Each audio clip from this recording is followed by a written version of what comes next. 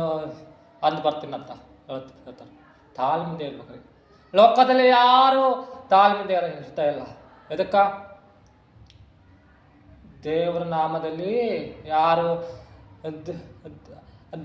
ದೇವರ ನಾಮದಲ್ಲಿ ಇರ್ತಾರೋ ತಾಳ್ಮೆಯಿಂದ ಸಮಾಧಾನದಿಂದ ಇರ್ತಾರಂತ್ರಿ. ನಿನ್ನ ಜೀವಿತ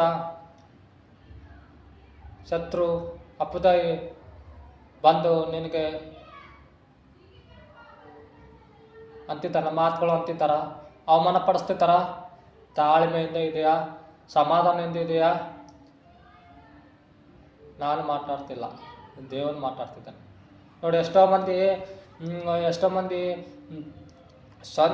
ಸ್ವಂತ ಬುದ್ಧಿಗೆ ಬಂದು ಮಾತಾಡ್ತಾರೆ ಅಂತ ಹೇಳ್ತಾ ಬಂದು ನಾನು ಸ್ವಂತ ಬುದ್ಧಿಲಿ ಹೇಳ್ತೇ ಇಲ್ಲ. ದೇವರು ಬೈಬಲಲ್ಲಿ ಸ್ಪಷ್ಟವಾಗಿ ಬರ್ತಿದೆ ನೋಡಿ.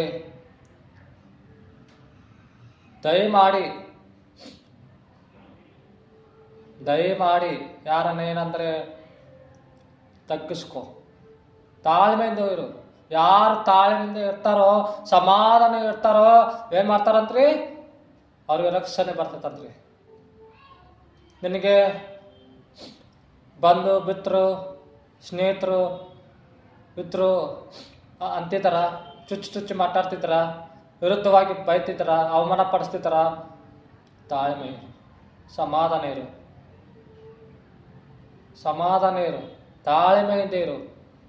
ನೀನು ಯಾರು ತಾಳ್ಮೆಯಿಂದ ಸಮಾಧಾನ ಇರ್ತಾರೋ ರಕ್ಷಣೆ ಬರ್ತೈತಂತಾರೆ. ಅವರಿಗೆ ರಕ್ಷಣೆ ಬರ್ತೈತಂತ್ರಿ. ನೋಡಿ, ಲೋಕದಲ್ಲಿ ಎಷ್ಟೋ ಮಂದಿನ ನೋಡ್ತಾ ಬರ್ತಿದ್ವಿ. ಅವರು ಅಂದ್ರಂದ್ರೆ ನಾವು ಅಂತ ಬಂದ್ವಂತ. ನೋಡಿ, ತಾಳ್ಮೆ ಮೀನ್ಸ್ ತಾಳ್ಮೆ. ನೋಡಿ, ಲೋಕದಲ್ಲಿ ತಾಳ್ಮೆ ಸಮಾಧಾನ ಇಲ್ಲ. ಅವರು ಒಂದು ಮಾತಂದ್ರೆ ನಾವು ಎರಡು ಮಾತು ಅಂದ್ಬರ್ತೀವಿ.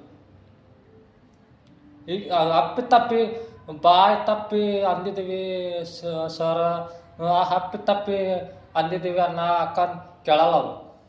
ನೀ ಹೆಂಗೆ ಅಂದಿ ನನಗೆ, ನೀನು ಹೆಂಗೆ ಅಂದಿ, ನಾನು ಅನ್ನೋ ಮಟ್ಟ ನೀವು ಅನ್ಸ್ಕೋಬೇಕು. ನಿನ್ನ ಜೀವಿತ ಹೆಂಗಿದೆ ಪರೀಕ್ಷೆ ಮಾಡ್ಕೊ. ತಾಳ್ಮೆದ ಇದೆಯಾ?